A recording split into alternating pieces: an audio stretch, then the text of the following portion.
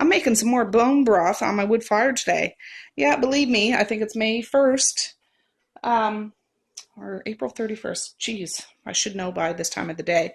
Anyways, I'm making some turkey broth. I was clearing out my freezer, and I had two big bags of frozen turkey bones and a little bit of skin and meat and stuff. But I've had this simmering all day, and I'm going to let it simmer overnight. I put some, I don't know, 5 or 6 stalks of celery, 5 or 6 things of carrots. I didn't even peel them, I just washed them good, and a couple of great big onions. And I'm making some bone broth, so I'm going to can that up tomorrow. So all you rebels out there, you guys have a great evening. I just thought I'd share. All right. Well, guys, it's the next morning. I came down probably about 4 o'clock and moved it over to here because the stove was still warm, but I wasn't going to throw any more wood into it. So you can see how much water came down. This is the second time I filled it back up, but I put new vegetables and stuff in it. So we will be canning this up today for sure. I'm just finishing getting the rest of the kids up and out for school, and yeah, I'll dig out my pressure canner.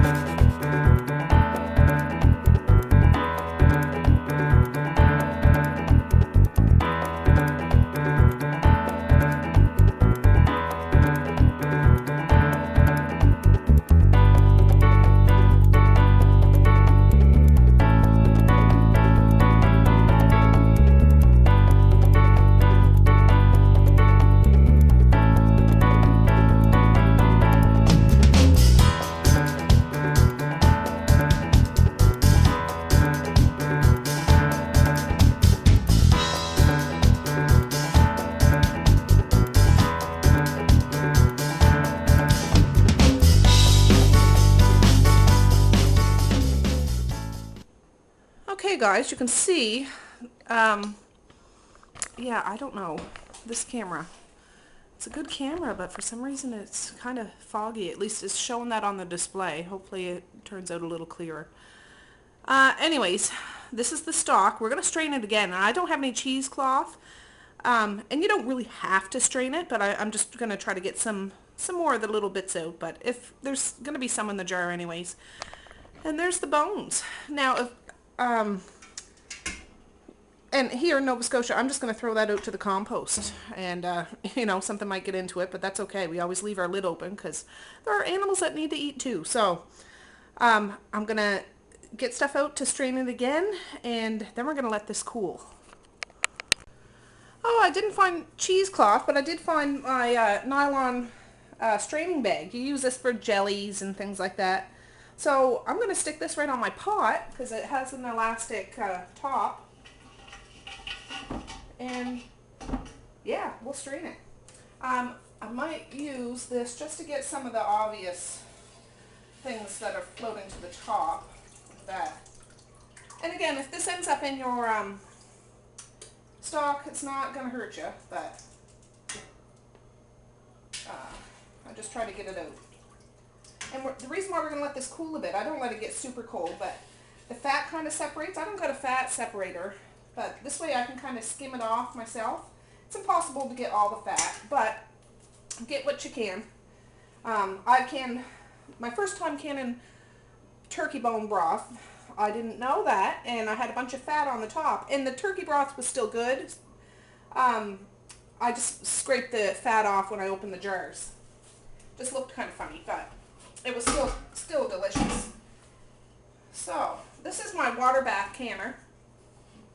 I washed it and everything, of course. I'm going to try not to burn myself.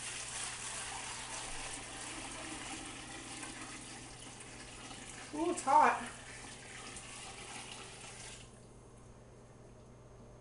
Perfect. I'll give that a little rinse. So let me take you off here so you can see. Oh, how do I do this? Well, I'm just going to lean the tripod. It smells so good. The kids got up yesterday and they got up today because I had this simmering for so long. They thought I was making soup and they wanted soup for supper. I said, no, we're making bone broth. So they love this stuff, and it is so good for you. So yeah, I'll lift the bag out and set it in here, and we'll see what's left in there. There's not, it's just going to be small little bits, itty bitty things. But let me put you back where you were. All right.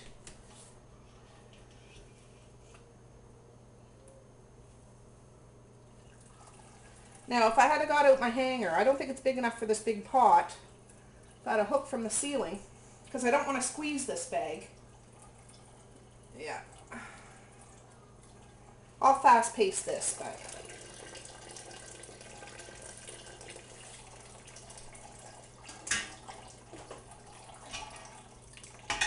there we go. That works, guys.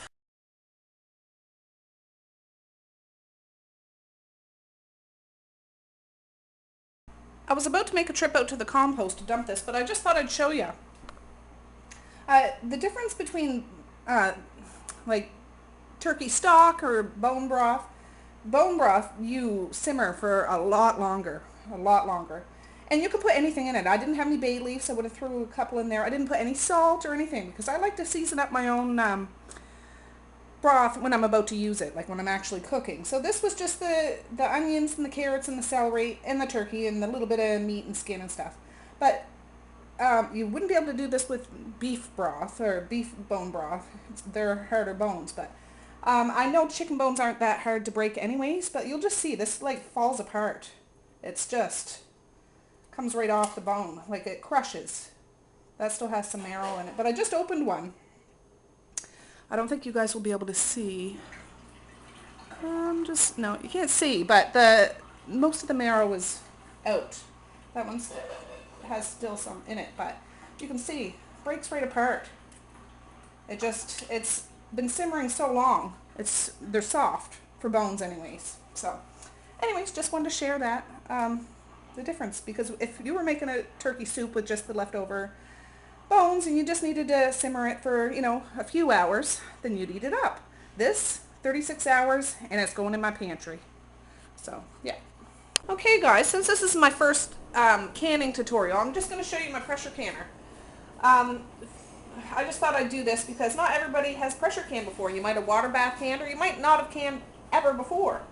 So this is my pressure canner. It's a 22 quart Miro pressure canner. There's so many different ones out there on the market. My mom gave me this one and I just printed off the manual off the internet, their website.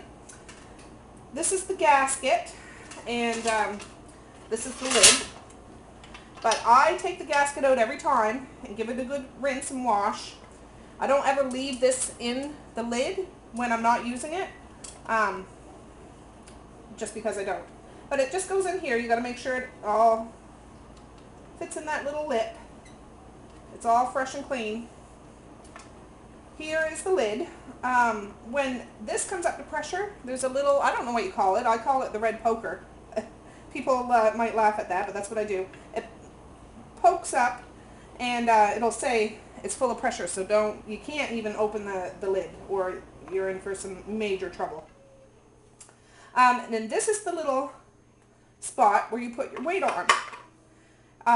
This came with a 5-pound weight, a 10-pound weight, and a 15-pound weight. I use a 10-pound weight here, but you need to check in your area the altitude of where you live for which pressure gauge that you have. And again, I see a lot of videos on YouTube of all American canners, and I'd love to try one sometime, but I'm not going to go spend that money out right now. Anyways, and they come with the little gauge dial and a weight and things like that. I don't know how to use one of those. This is the kind I use. So, and here's 2 racks. This is a big pressure canner. You can get smaller ones, you certainly can. But this is a big one, and I'm really lucky. So this is just, well, a thing that goes on the bottom, and you put your jars in. And then when the bottom part is full, you can put this on top of those jars, and then put smaller jars up here. And then the lid goes on. So, when it's time to do that, I'll walk you through that process, but yeah, I'm still waiting for the stock to cool down, and I'm washing my bottles. Alright guys, we're just about to start doing, you know, filling the jars and stuff. I just wanted to show you, I put the water in my pressure canner over there already. And every pressure canner is different, so make sure you read your manual because what I put in mine might not be what you need to put in yours. And also, I'm going to put just a little splash of vinegar in there. I'll do that right now just so you can see. There's no specific measurement or anything like that.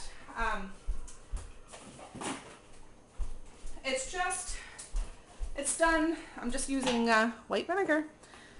It's done to keep the jars from getting cloudy. Just a little splash, that's all it takes.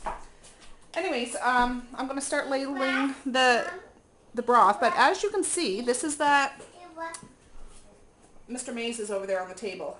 That's just the leftovers. Good to go. I'll put that bag in the sink, and I want to show you, there's not a whole lot of fat on this. There's a little bit, but not much. It just kind of stiffens up on the, I know. I'll take a picture of it so you can see it a little bit better. And I'll insert it right here.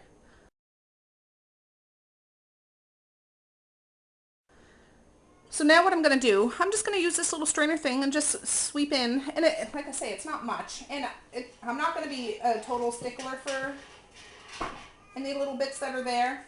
It's almost like a, that little dry, I don't know what you call it, like saran wrap kind of texture. Anyway, so let's get canning. All right, I have my stock right here. Back here, I have a pot with the lids and the rings. Ooh, shoot, that's hot. And I didn't boil them. I just heated up water till almost boiling and set it in the pot. And then I throw my stuff in there. I have my jar lifter, my jar ladle, and my jar funnel. So let's get started. I'll do a few of these with you guys, and then I'll just quicken it up. So also something I'm forgetting, I'll cut it in here, but we always, with broth, it doesn't take as long as if you're canning meat. I'm going to can this, quart jars for 25 minutes. I think pint jars are less than that. I don't want to say specifically what, but I'm going to do it all in the same time, so 25 minutes. And you have to expect a little bit of leakage from the top while it's in the canner. But that's okay. That's normal. You wash your jars off, the next day after it's cooled down. Good. But I have to say, again, if you're a newbie in regards to canning, I'm not a professional. I certainly am not. I'm just about there. I fill it up about 1 inch of head space. That means like the bottom ring of a jar. Right there. I don't know if you guys can see that. I'll take a picture when I do it. And I'm going to do another one. And actually, let me get my thing I wipe the jars with.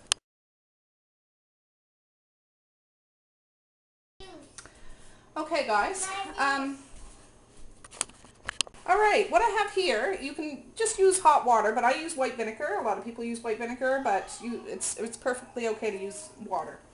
And it's important to wipe the tops of your jars off, so there's no, and you should always inspect your jars too. I should have said that before. To make sure there's no chips or cracks or anything that's dried on there. We got to make sure that it's all nice and smooth, because that way we'll know the jars should seal. And I have this little magnetic lifter. I'll get the pot so you guys can just see what I'm doing. In here, get one of the little lids. It's hot, guys, it's hot. And a ring. And you put it on. And you don't wrench it like a lumberjack or, an Amazon woman. You put it on finger tight is what they say. So about as tight as you can do with your fingers without going overboard. It's pretty much just so it keeps this thing on. And then I get my lifter. And I put it in. Doesn't that look great, you guys? Doesn't that look great? Oh, it smells so good in here. You could have like instead of a cup of coffee, have one of these in the morning for your breakfast. It's so good for you. So I'll do up this other one. move all this stuff out of the way. I learned a lot of my canning stuff from my mom. My mom used to can pickles a whole lot and salsa, and I don't remember her doing soups or meats or anything like that. I've done that. But that's where I got my bug, and this is where I got pretty much all of my equipment. She recently passed away, but I know she's here with me today. I can feel her right on my shoulder. She's my guardian angel. And we used to can together. Just last year, we canned vegetables together.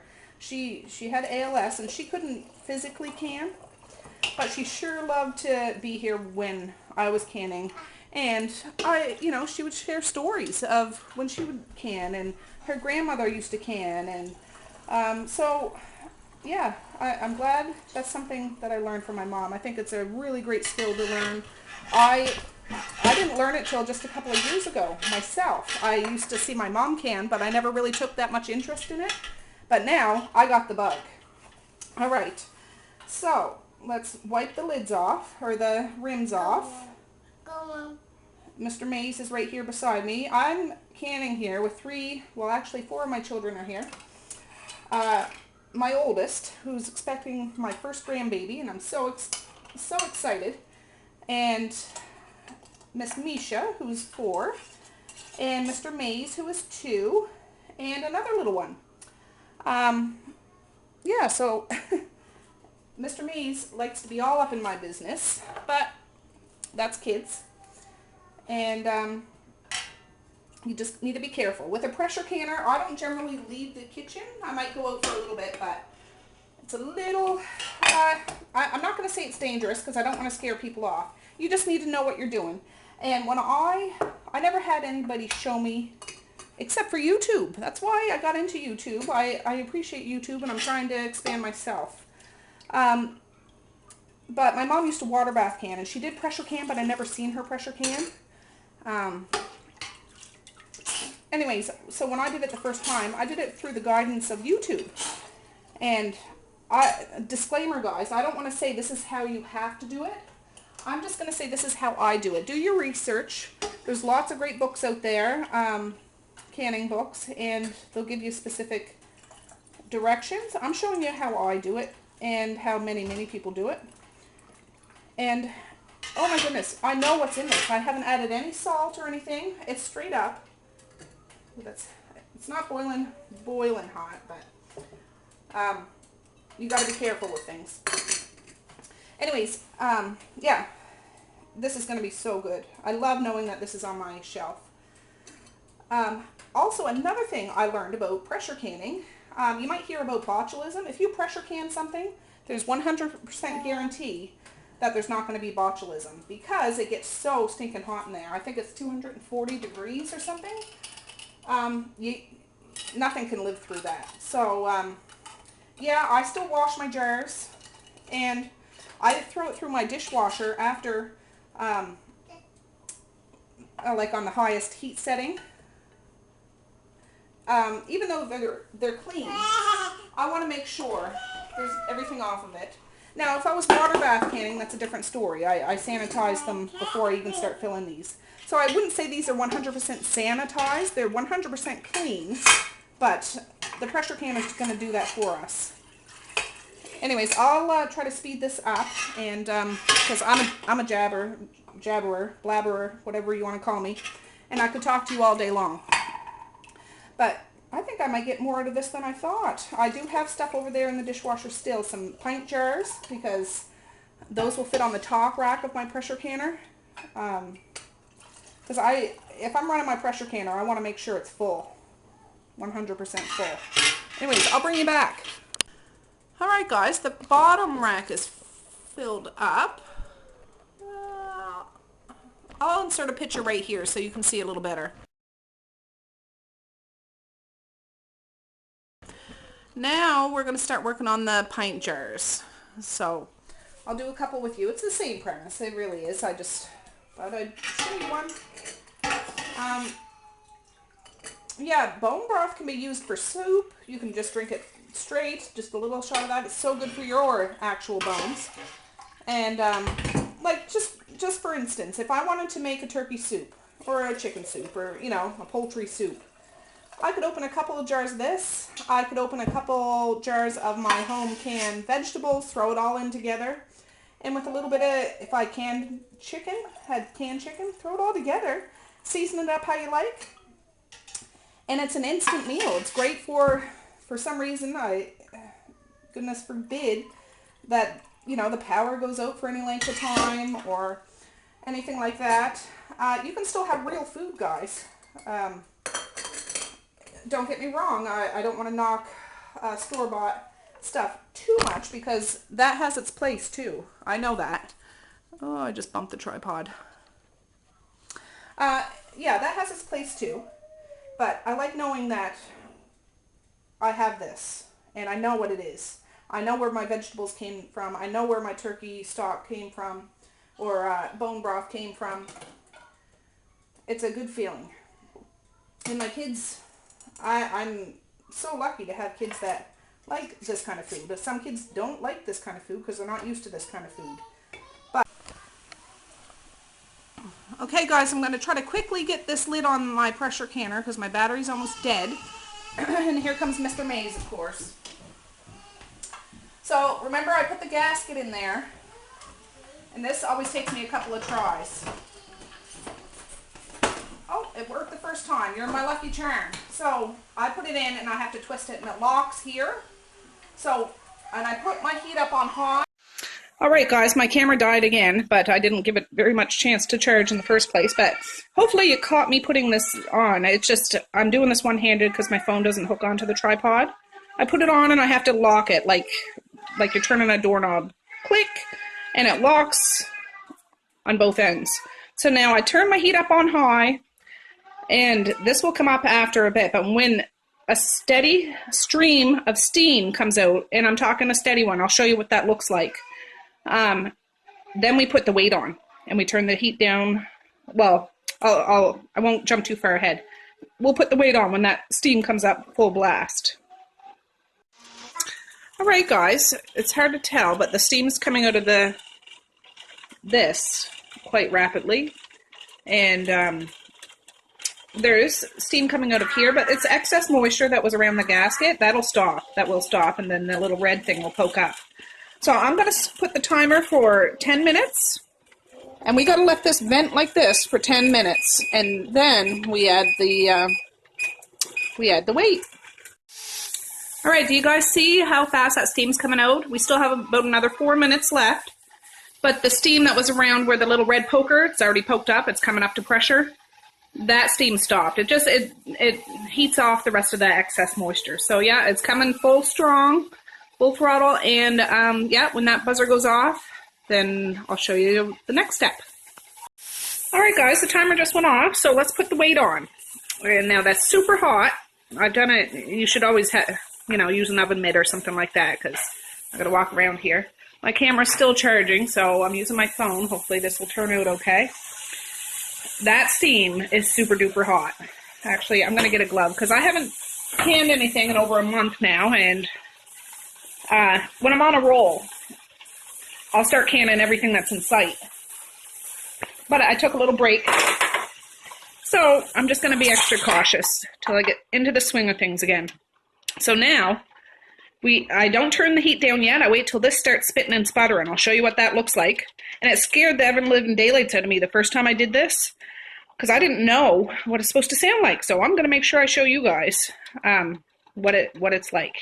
And when that starts happening, I'll be right back. All right, it's just starting to jiggle, and you just wait and see. I'll wait until it comes up. And I hear it. Oh, come on.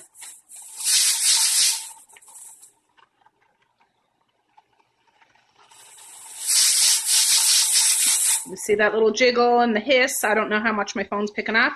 So now what we're going to do is, I got to unplug this. It's on high, you can see there. I'm going to turn it down between 6 and 7 for now. We don't want to do it too low because we got to find that sweet spot that we can get this weight jiggling 2 or 3 times per minute. You don't want it jiggling too much. You don't want it not jiggling at all. It means, you know, it's not right. So we'll just hang here for a couple of minutes and I'll see how it makes out. Oh yeah, and I forgot to mention, we're going to set the timer for 25 minutes. And that's the amount of time for quart jars. But I know we have pints, but it's all the same. It'll work out fine when it comes to broth, you guys, broth. So yeah, so far I put it a little closer, the heat a little closer to 7, and I think that's going to work for us. So I'll bring you back when this process is all done. Okay guys, the timer just went off, and all we do now is shut the burner off. And we let it die down. We'll know it's safe to take that weight off and open the lid when that red poker goes back down. Till then, we don't touch it. We don't try to move the pot. We don't try to cool it down fast by putting it in water. And if you take that weight off too early, the steam's all going to come out. You might end up with no liquid in your jars, and you might end up with broken jars. So let it cool down. This can take a good, you know, a few hours actually for it to be completely stone cold, but I wait until that little jiggly thing goes down, or the red poker, and that'll take at least 20 minutes to a half hour. I'll let you know. I'll check the time now, and then I'll let you know when it's safe to take off. Okay guys, now you can see that the little red pokers went down, and it's been 28 minutes for that to happen. Now, it can be different for whatever it is you're canning, so don't hold that true for, say, if I was canning chili. That might take longer, might take less. So I'm going to take the weight off. That's still very hot. The weight is still very hot, so you gotta use something. And now, when I take this off, I mean, I could leave this longer, but it's safe to open the lid now. The pressure's gone. And this canner and the jars in it is still super hot. Matter of fact, the broth will most likely still be bubbling. So when you open it, watch how I do it, because I open it so the lid lets the steam out that way and not up in my face. I don't need a facial today. Well, I probably do, but I don't want one that hot. And I can smell the turkey bone broth. You can smell it. Like it smells so good. Now, I don't know if any of these have pinged yet, and for all you canners out there, you know the delight when you hear the ping of whatever you're canning. So I'm going to start taking it out. Don't ever grab it by the rings if you can help it, because that's still creating a suction. Now this is one of the water ones, so I'm not going to put that over there. Still very hot. Oh my goodness, look at that. I'll make sure I get a really good close-up shot with the camera after. But yeah, this turned out just right. Now, fingers crossed they all seal.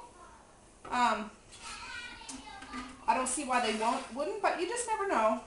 You never know. And if you can hear my kids out in the TV room, I want to yell at them to be quiet, but they're out there having fun. So hopefully you can still hear me. These are water ones. Yeah, I had to use 4 water jars. Whew. It's still a sizzling. You can hear it sizzling. Now I need to get I use the little wooden spoon end to get this little, I'm not dare to use my fingers or my hands. That's still piping hot. Here comes the big kahunas. But, I mean, I've used this in raw-pere pie. Yeah, I didn't make a turkey raw-pere pie, but if I was making chicken and needed some extra chicken broth, I use some of my turkey bone broth. It works out just fine. Or like I said, in soups, if you want to flavor rice, if I want to make a turkey gravy, I can make it out of this. Just use something to thicken it up. Add your spices that you like in your gravies. And you know where this all came from. This didn't come from a packet. It didn't come from a... Oh, I hear a couple little pings. Here's the last one. So, Yeah, that's the last one. Let me get jaw off here. How do I do this now? There.